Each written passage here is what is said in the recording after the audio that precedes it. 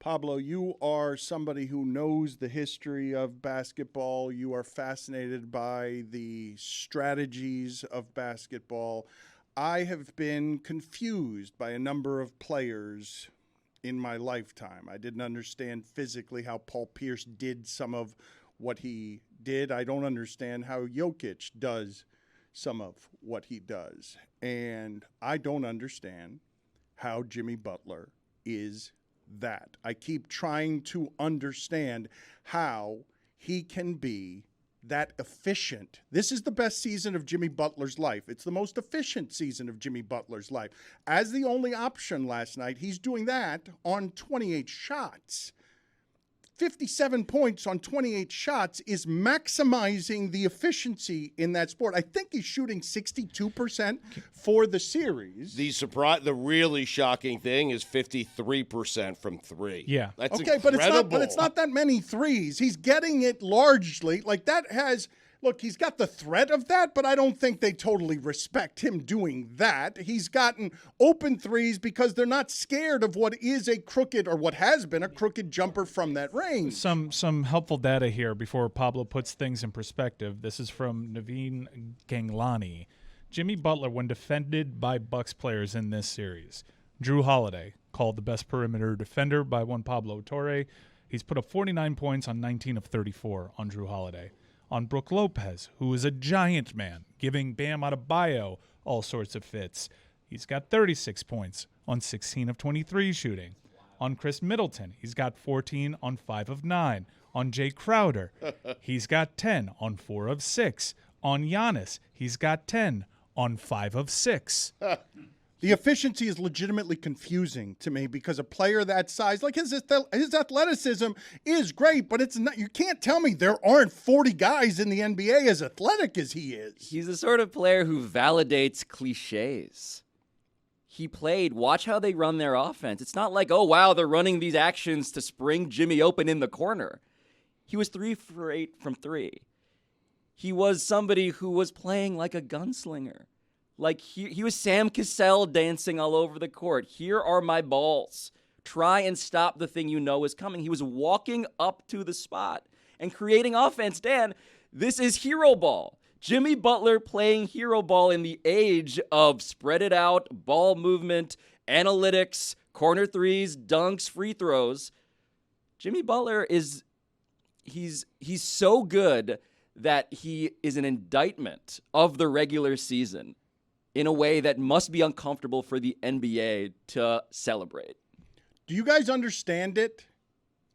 Because I don't think anybody thought he was this. I don't think anybody listening to this, even Amin El-Hassan, who's been saying since he got here that he's a superstar, I don't think you can make the argument that he's going to put up Shaq efficiencies, that he's going to put up the efficiencies of somebody who's dunking the ball all the time. Are you saying when he got here or now? Because we should be used to it by now. He's done it now 3 different times. It's his 4th postseason here. Wait a minute. You cannot be used to this.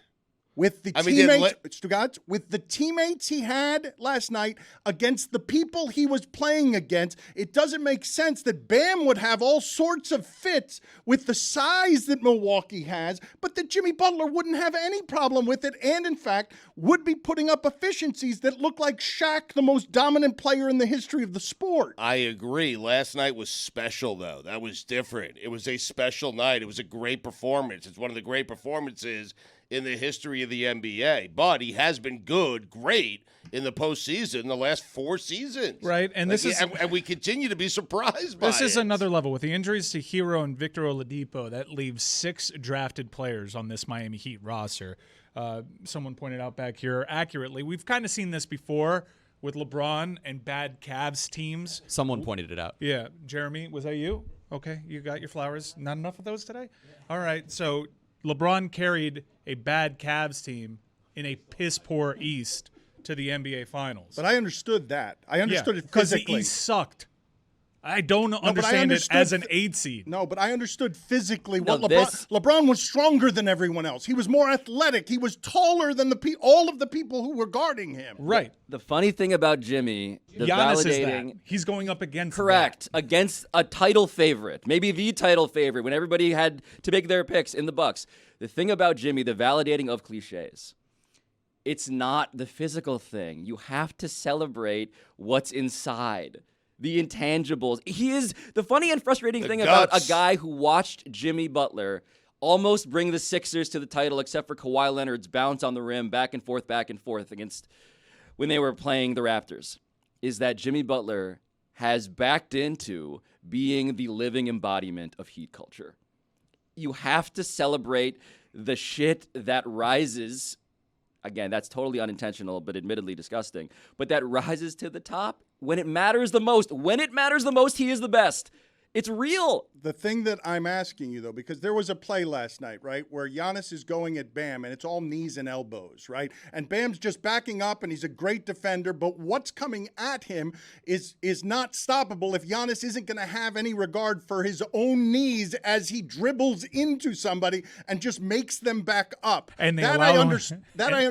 And they allow him to take 3 steps. It's almost as if, I'm serious, my working theory is that Giannis is such an unprecedented body type that officials are looking up, trying to figure out how to officiate him, that they don't realize he takes 3 steps, he shuffles his feet, he steps out of bounds a lot. He's even doing lane violations every time someone puts up a free throw.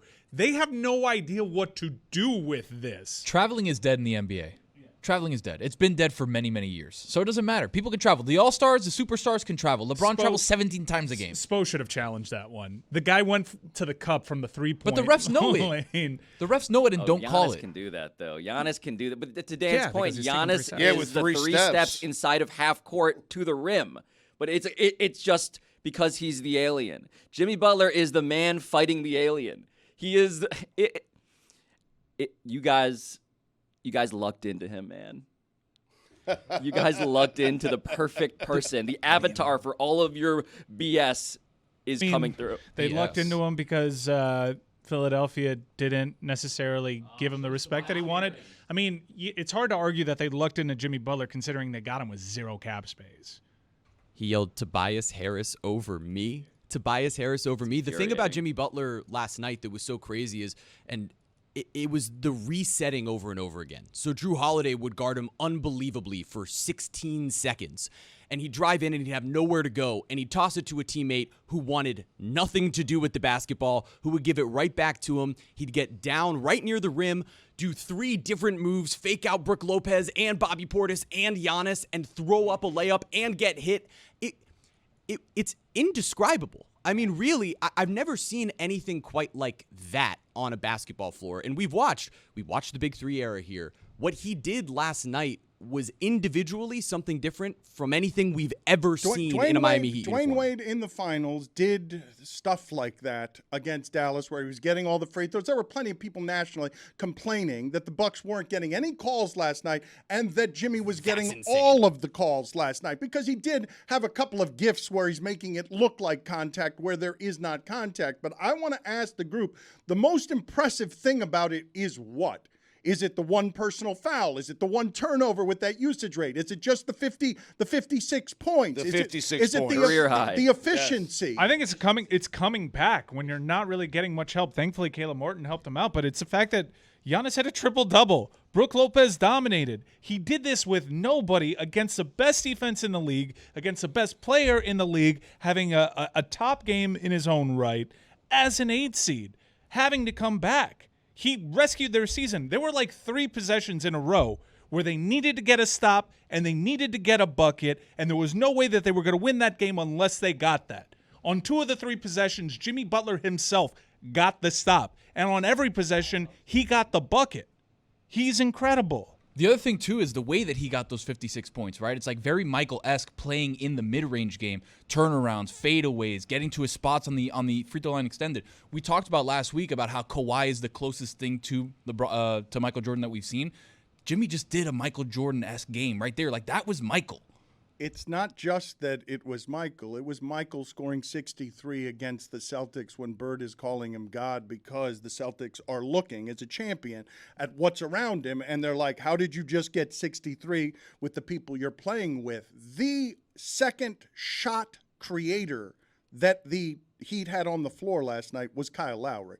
There was no one else there for a championship defense to fear shot creation from. They were doubling him. They were sending doubles at him, and none of it ends up working if you're going to end up making all of your mid-range stuff. The crazy part is that Gabe Vincent was really their second shot creator. He just didn't make any of them. It was so spectacular to watch him do this. And the crazy part is that he was doing it not only by himself, but in a scenario where, look, in the first quarter, the game looked like it was going to get away from them. It was 15-5, and Spo had to call the timeout. And with 6 minutes left, it looked like the game was away from them. But the point is that it could have got away from him in the first quarter, and then Jimmy Butler scored 20 straight points for the Heat and brought them right back into it. And then everybody else hung around enough. And really, kind of one of the most impressive parts of the entire game, not Jimmy Butler related, was at the start of the fourth quarter. It was Cody Zeller, Haywood Highsmith, I believe, Gabe Vincent, Kyle Lowry. Zeller gave him 3 good possessions. Right, the lineup that was Zeller out there looks for rough. those 3 Scrappy. minutes Yeah. kept He them dunked within well. 10. Yeah. And then Jimmy Butler showed up in the end and did Michael Jordan things. There is there is very little solace in the fact that the entire Heat fan base had to be terrified that Jimmy Butler had to go sit down to take a breath for a second because of what you just said. What's going to be out there if you keep Jimmy Butler on the bench for 3 more seconds? Haywood Highsmith, the Giannis stopper.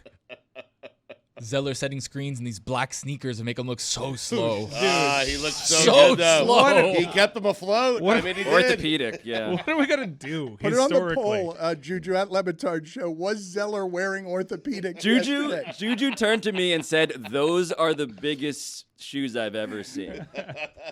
What are we going to do historically if Jimmy Butler beats Giannis as a 1 seed with Haywood Highsmith and Gabe Vincent and Cody Zeller's church shoes? What are we going to do? How are we going to talk about this? We're going to be right that he's the best player in the series. That is not a we thing, and I am not. You're right, it's not a we thing. I am not willing to do that just yet. There's a lot to go in this series. So you're man. willing to be wrong. I mean, We're all still scared. I won't believe the Heat will win this series even after they've won it. They'll be playing against the Knicks, and I won't believe it.